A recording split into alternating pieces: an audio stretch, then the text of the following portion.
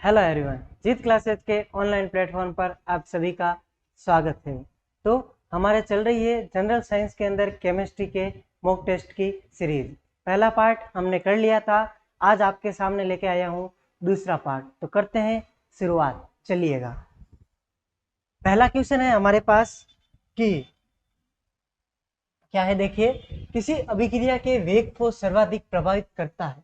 तो हमने पढ़ा था कि अभिक्रिया का वेग तापमान के साथ बढ़ता है, ताप बढ़ेगा तो अभिक्रिया का वेग भी बढ़ेगा। तो इसका सही जवाब होगा ताप। सर्वाधिक दाब होता तो सोचने लायक बिंदु होता ऑप्शन में, लेकिन दाब नहीं है तो हमारा काम सीधा बन गया ऑप्शन ए राइट। आगे चलिए, जब आप अपनी हथेली पर एसीटोन एसीटोन डालते हैं और आपकी हथेली में ठंडक महसूस होती है, दी गई अभिक्रिया में से ऐसा किस एक के कारण होता है। ध्यान रखना, एसीटोन जल्द ही वाष्प बन जाता है। यह हवा के संपर्क में आते ही इसका गुण है जल्दी से वाष्पन की क्रिया करना। तो ध्यान रखना, यह आंसर भी आ गया है कि वाष्पन की क्रिया के कारण होता है। अब देखिएगा क्या होता है कि माना कि एसीटोन की अपनी हथेली पर 2-4 बूंद डाली, तो यह क्या करेगा, एसीटोन जल्द ही हमारे जो आसपास का टेम्परेचर होगा उससे ऊर्जा अवशोषित करेगा और वाष्प में बदल जाएगा। तो ऊर्जा अवशोषित होगी तो वहाँ पर ऊर्जा में तापमान में कमी आएगी और हमें ठंडक महसूस होगी।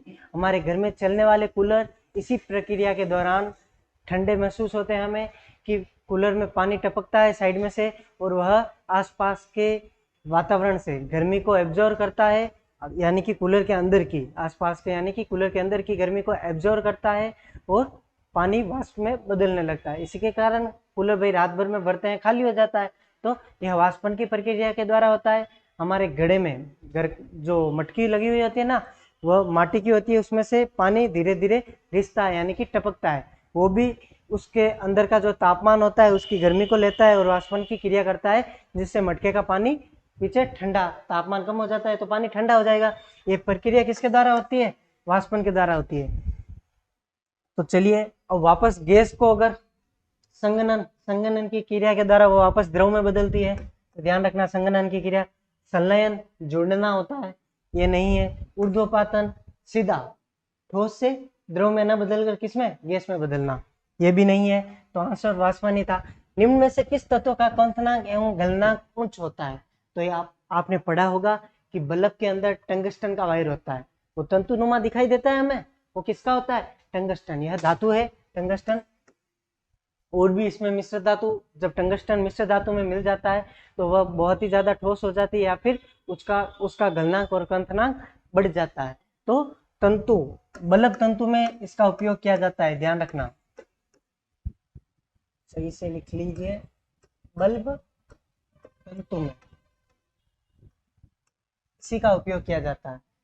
तो इसमें विद्युत धारा प्रवाहित होती है, तो ये गर्म होता है तो आसानी से वो तंतु टूट न जाए, क्रैश न हो जाए, कंप्यूटर नहीं होता है उसमें, तो वह टूट न जाए, इसलिए किसका बना होता है, टंगस्टन का बना होता है। आगे चलिए, धातु का सही नहीं होता है। देखिए, मैग्नीशियम, लोहा और कैल्शियम। कैल्शियम तो आग पकड़ लेती है, लोहा जंग लगता ही है, मैग्नीशियम के भी संक्षारण यानी जंग लगना वगैरह, वायु के संपर्क में आने की क्रियाएं होती रहती है।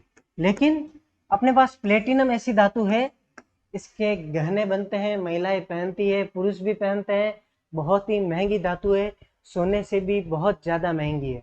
ध्यान रखना, प्लेटिनम एकदम चमकीली होती है, व्हाइट चांदी, शाइनिंग चांदी की तरह दिखाई देती है, इसकी बहुत ही अच्छी क्वालिटी की धातु होती है।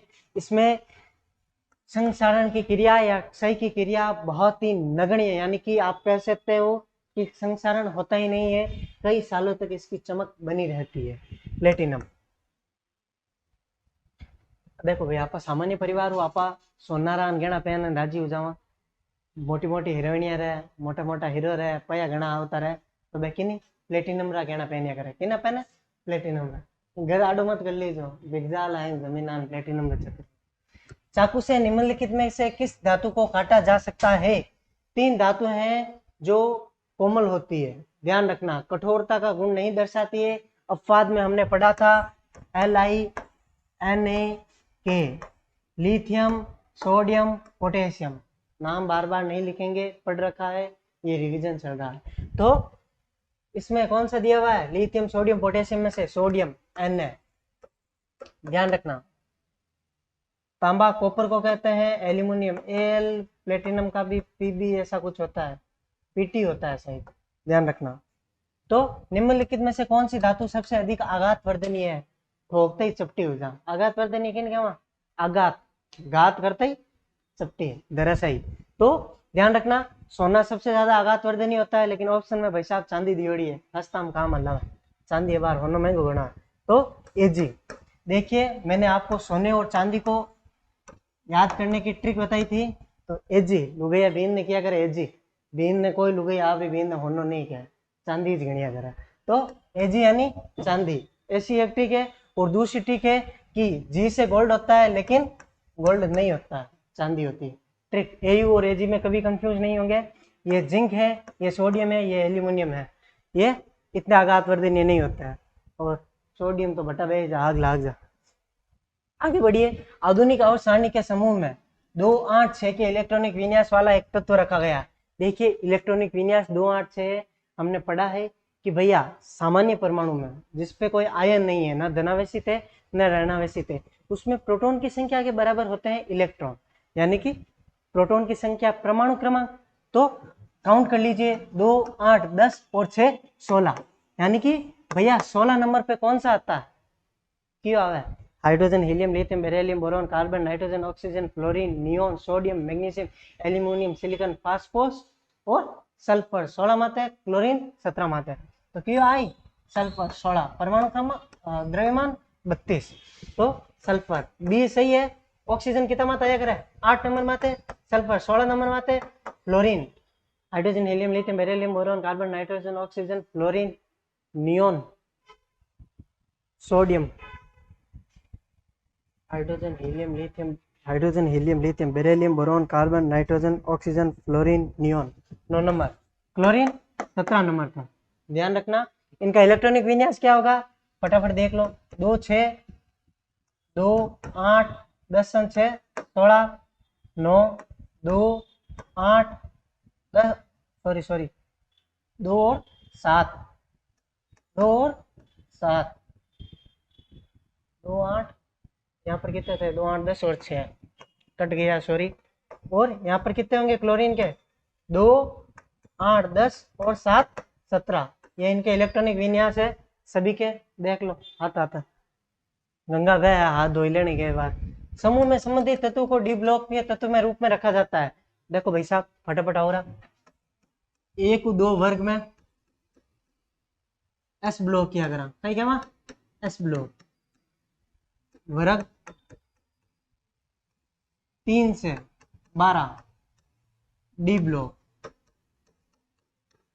वर्ग 13 से 18 पी ब्लॉक, और एफ कट या करे नीचे आवर्त सारणी हुआ, तो ध्यान रखो। अब अपन पूछो है क्यों डी ब्लॉक और यो डी ब्लॉक 3 से 12, ऑप्शन बी राइट है। वो क्यों है एस ब्लॉक, वो क्यों है 3 से 12, पापा पूछे जी कोई डी ब्लॉक 3 से 10 तो पापा कटियोड़ो ये हेटो टेक दियो, 13 से 18 कौन सा है पी ब्लॉक, थोड़ी राइटिंग एडीज है एडजस्ट कर लो। मेंडलीव की आवर्त सारणी में तत्वों को किस क्रम में व्यवस्थित किया गया है, ध्यान रखना मोजले के अलावा जो भी आए थे परमाणु द्रव्यमान के पीछे पड़े थे, इसलिए थोड़ा पाया टेम मत क्रमांक मत आ जाता खूब भाव था। तो मेंडलीव साहब द्रव्यमान मत थोड़ा पाया जी गई, तो एक बेस क्रिएट कर दियो जिको आगे वास्ते वैज्ञानिक ने हेल्प हुई, इन वास्ते मान आदमी यानी पुरस्कार मिल गया। परमाणु द्रव्यमान के बढ़ते क्रम में तो समूह पहलो कही है आंसर, घटता क्रम में कुणी नहीं जमाया एड़ा ऊंधा काम कुणी नहीं करिया, और परमाणु क्रमांक रे घटता क्रम में कुणी नहीं, बढ़ते क्रम में कौन थे मोजले भाई साहब, मोजले आधुनिक आवर्त सारणी जो हम आज भी पढ़ते हैं, एक बाबा है जेको गिरा करी नहीं तो बार एमएससी बीएससी होती है कौन केमिस्ट्री देनी मिट जाती। पहले समूह के तत्वों को कहा जाता है, क्या कहते हैं बताओ पहले समूह को। क्षारीय धातु पहला वर्ग, ध्यान रखना। क्षारीय मृदा धातु दूसरा वर्ग। यहाँ पर सारणी रा वर्ग है 18 वर्ग बढ़िया। पहलो तो वर्ग क्यों है क्षारीय धातु, दूजो क्यों है क्षारीय मृदा धातु, निष्क्रिय गैसा की है आदर्श गैसा, सॉरी बीएस कटली की जरे जोश होना है। तो क्यों है 18वां वर्ग। किंग, किंग मेकर, किन्नी मुंडे नहीं लगावे, किसी के साथ क्रिया नहीं करती है। निष्क्रिय गैसे, अक्रिय गैसे, आदर्श गैसे, नोबेल गैसे, सभी इसी का नाम है। 18 वर्ग। Halogen, chlorine, fluorine, bromine. कल फिर बार आई आंटी 17 नंबर। हमारा आंसर कौन सा है? पहले समूह के तत्वों को कहा जाता है ओरियो पहलो सी क्षारीय धातु। जब लोहे को और के पास मिश्रित किया जाता है तो हमें स्टेनलेस स्टील मिलता है। भाई साहब स्टेनलेस स्टील रो फॉर्मूला पूछे तो स्टील को क्या करे फेरस प्लस कार्बन, फेरस यानी कि आयरन प्लस कार्बन मिलके क्या बनाते हैं स्टील बनाते हैं। ध्यान रखना ये मिश्र धातुओं का टॉपिक है। तो ये 98% होता है, ये नहीं पूछा है लेकिन फिर भी देख लो 2%। अब देखिए भाई साहब ये तो हो गया स्टील, लेकिन स्टील पे क्या होता है जंग लग जाता है, इसलिए वैज्ञानिकों ने स्टेनलेस स्टील लेके आए। तो स्टेनलेस स्टील का क्या होगा स्टेनलेस स्टील। तो देखो स्टेनलेस स्टील का होगा, स्टील तो होगा ही होगा, उसमें स्टील तो होगा ही होगा, लेकिन उसके साथ क्या होगा क्रोमियम 15% प्लस निकल 10% और स्टील कितना होगा 75%। इससे क्या होती है स्टेनलेस स्टील में क्या होता है जंग नहीं लगता है, या फिर नीचे सब्जी जल्दी से चिपकती नहीं है। स्टील के बर्तन में सब्जी बनाओगे नीचू बढ़ जाए, बिना सब्जी वाड़ दे जन हु करिया करे हका नहीं। डाइजाम लेना हो स्टेनलेस स्टील और सब्जी बेचने से बचाओ और सासू माँ की डांट से भी बचो। वैसे मैं कोई प्रोडक्ट एडवर्टाइजमेंट करन नहीं हूँ, इनका नाम नहीं ले हूँ एड़ा हेड घणी स्टेनलेस स्टील, क्रोमियम, निकल और स्टील। ध्यान रखना ये रहा अपने निकल पहला दियोड़ो क्रोमियम पचे, कोई टेंशन नहीं अपने तो मत पड़ी घनी नहीं। निकल क्रोमियम आंसर आई गो है, ध्यान रखो। स्टील दियोड़ो नहीं है, कंफ्यूज करिया करे। जिको अपन दियोड़ो रहे नहीं बेनु बेस्ट, जीतो वे नहीं उतम संतुष्टि राखनी जिंदगी में। सो बेस्ट ऑप्शन क्यों है निकल क्रोमियम सही जवाब। नहीं हो दो साहब स्टील दियोड़ो ही को नहीं, बुद्धि इतनी सुविधा नहीं दिया करा। निम्न यौगिकों में से अल्कोहल को पहचाने। अल्कोहल के पीछे OH लगता है, ध्यान रखना इसका अनुलग्न होता है ओल। तो ओरियो CH3 ओल, मेथेनॉल एक कार्बन है तो कही हुई मेथेनॉल। और देख लो वो कही है क्लोरोमेथेन और वो कही है एथेनोइक अम्ल, 2 कार्बन होगा इन्हें छोड़ दो। वो किनो इतर उदाहरण है रहूं दो। निम्न में से कौन से सुमेलित हैं मेथेन, ब्यूटेन, पेंटेन, एथेन। ध्यान रखो 1 2 3 4 5 6 क्यों की लिखिएगा 4 5 6 इसको कहते हैं meth eth methane, ethane, propane, prop, but, pent, hex. ए पढ़िया आपा तो एक कार्बन आड़ा मेथ, 2 ने एथ, 3 ने प्रोप। तो एंड आगे अगर सिंगल बॉन्ड हुई तो मेथेन एथेन प्रोपेन हो जाए, और डबल बॉन्ड हुई मेथिन हो जाए, और बचे प्रोपाइन हो जाए। तो देखो अटे अटे C3H8 3 कार्बन, तो 3 कार्बन की माई प्रोपेन उतो अटे उतो तो पर वो नहीं है। 4 कार्बन ब्यूट, एक बार 4 कार्बन इन होल्ड करो। अगला देखो पेंट में 4 पॉसिबल ही नहीं है, 5 है। एथ में 2 यानी कि 2 कार्बन पड़ी है अपन गन एथ। अब देखो अपन गन 2 ऑप्शन आया ब्यूट और एथ। अच्छा रुले नहीं बोनस तो नहीं मिला डब्बो। एक सूत्र पढ़ियो आपा क्या पढ़ियो CnH2n +2 ये था एथेन के लिए, और एथीन के लिए +2 नहीं था, और एथेन के लिए -2 था। तो ये फॉर्मूला लगाओ यहाँ पर। कार्बन सेटिस्फाइड कर रहा है नहीं कर रहा है। 4 है कार्बन तो 4 H2n, तो यहाँ पर n कितना है 4 4 2 8 +2 10 कितना हुआ C4H10। देख लो सूटो सूट आएगा यानी आंसर क्या होगा? बी। ओ देख लो, ओ गई है C2H6, कार्बन 2 और H, 2 2 4 प्लस 2 6। एक मिनट रुक जो हो,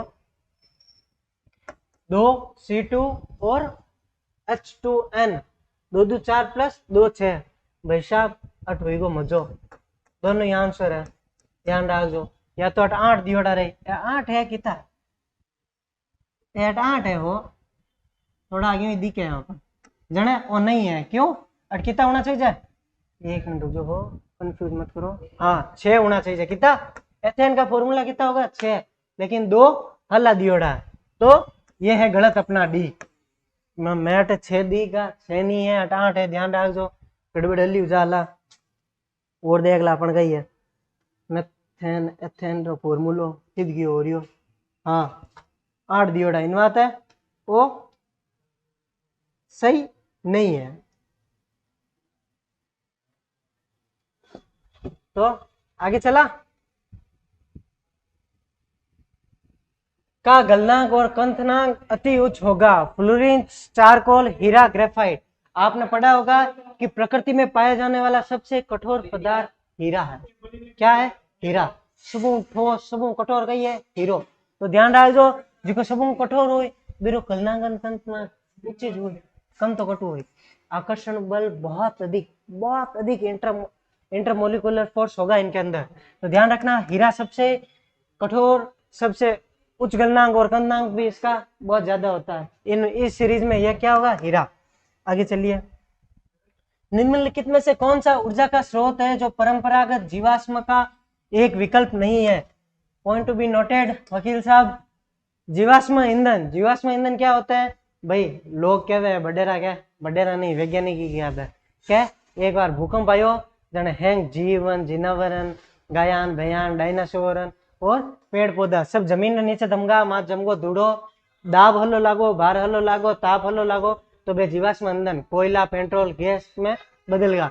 तो पेट्रोलियम जीवाश्म है, कोयला जीवाश्म है, प्राकृतिक गैस जीवाश्म है, नाभिकीय पदार्थ, नाभिकीय संलयन, विखंडन, रेडियो एक्टिविटी, रेडियो सक्रियता पड़ी, वो कोई जीवाश्म नहीं है।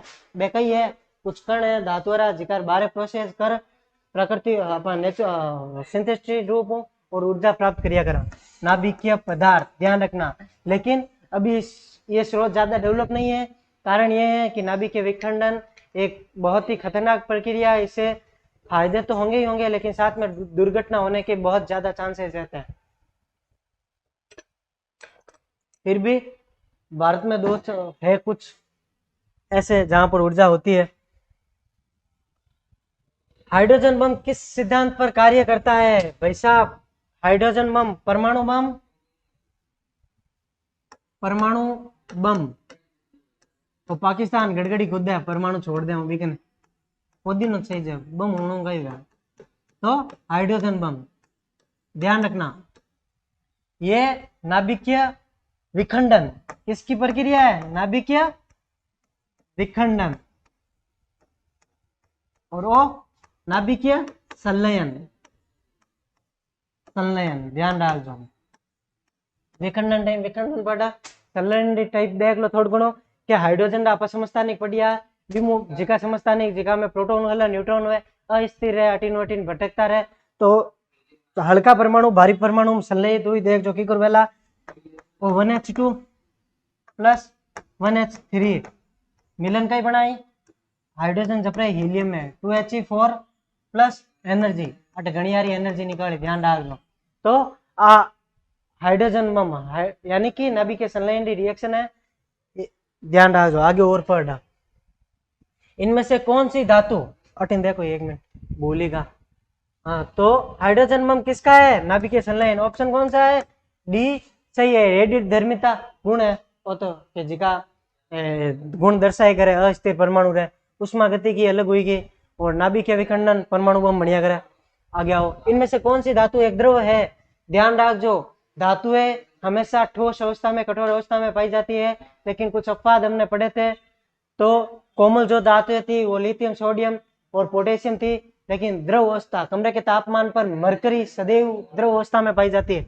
मरकरी तटकती डिओडिस करनी Hg वो भी द्रव अवस्थाओं में पाई जाती है। मरकरी का नाम Hg है, Hg दियोड़ कोनी। तो ध्यान रखना पारा एक ही, तीनों नाम है, हे खुदा तेरे नाम अनेक लेकिन रूप एक। ध्यान रखो मरकरी, Hg और पारा एक ही है, नाम अलग अलग है, ध्यान रखो। Hg सोडियम Na किया करा पर वो नहीं है, एल्यूमिनियम Al हुआ करे, जिंक बड़ू है पर जस्ता है अलग है, आप नहीं पढ़ा। निम्न में से कौन सा हाइड्रोजन का समस्थानिक नहीं है? हाइड्रोजन के 3 समस्थानिक कौन कौन से थे? 1H1, 1H2, 1H3। क्या था? Protium, deuterium. अब देख जो कटी ड्यूटेरियम दियो, कटी ड्यूटेरियम दे, अपन हिंदी साहित्य नहीं पढ़नी हटे, परिभाषा गलत हो सके, मात्रा इतना टेंशन नहीं। और ट्राइटियम दे, कटी कटी ट्रिटियम दे, अट अपन ट्रिटियम दियोड़ा। ये देखो सही तो है जी को शब्द है, पर कई बार पेपर में गणियारी किताबों में अलग अलग आ जाएगा, टेंशन नहीं लेनी। तो देख लो भाई साहब, प्रोटियम दियोड़ा है, ड्यूटेरियम दियो, ट्रिटियम, वो एरिटियम नहीं काट दी गई, होशियार है, गलत है। अब सोडियम को केरोसिन के नीचे रखा जाता है क्योंकि सोडियम ने केरोसिन में क्यों रखा है? ओ बेटो हवा में आवते ही, पानी में आवते ही धपड़का उठा इधर लेब री लेब बाढ़ दे। यह जहरीला होता है, यह हवा में पिघलता है, यह वाष्पित होता है, हवा के संपर्क में आते ही आग पकड़ लेता है। ध्यान रखो इन बात है, लेब में टाबरिया सोडियम आगे ही रहा क्या करे, मारसा देवी को नहीं था बार एनत की कौन लागे, लेब रो धपड़को उठाए दे, 1.5-2 लाख रो पोदीनो चेप दे। पृथ्वी पर उपलब्ध कठोरतम पदार्थ है, ओ भाई साहब पाचो आएगो हीरो, आप बट पढ़ लियो, पर बट कई पढ़ियो उच्चतम गलनांक और उच्चतम क्वथनांक, कई बार कंफ्यूज हो जावे कि हीरो तो उच्चतम गलनांक क्वथनांक कोई मतलब कठोर अलग हो, दो ही ध्यान रखो, बहुत ज्यादा संबंध है इनमें। तो पृथ्वी पर उपलब्ध सबसे कठोरतम पदार्थ हीरा, और अपने जीव जगत में आपण में सब ऊपरों ले नीचे से कठोर पदार्थ दांतारो, बारलो, टोपी, कवच, इसे इनेमल भी कहा जाता है। और पादपों में पराखंड ऊपरली लेयर वे की नाम मैंने बार याद नहीं है, पढ़ दी देगा। तो ध्यान रखना पृथ्वी पर पाए जाने वाला सबसे कठोरतम पदार्थ हीरा होता है। इसको कांच को काटने के लिए भी काम में लिया जाता है, कांच भी बढ़िया बढ़िया फ्रेमान बने नहीं बिरमीन हीरो काटिया करे, घणो महंगो आवे, हाँ वो थोड़ोक ले पर घना हारे कांच काट दे। तो सबसे कठोर पदार्थ कौन सा है? हीरा। लो भाई साहब 20 सवाल होगा पूरा। तो आज के लिए बस इतना ही, और भी आपके लिए आगे सीरीज लेके आएंगे। अभी पहली दूसरी सीरीज है, इसलिए सबसे सरल क्वेश्चन आपके साथ बने रहने के लिए, लेकिन आगे आगे लेवल थोड़ा थोड़ा करके बढ़ाएंगे। आज के लिए बस इतना ही। जय हिंद, जय भारत।